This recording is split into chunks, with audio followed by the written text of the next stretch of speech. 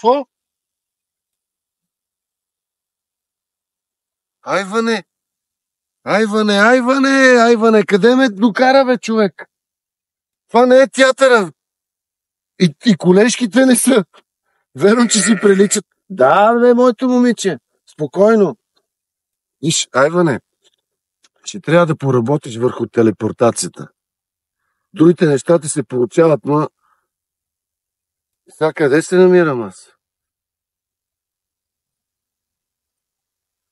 Как къде, господин Ефремов? Тук започва всичко. Видите нашите продукти лакри.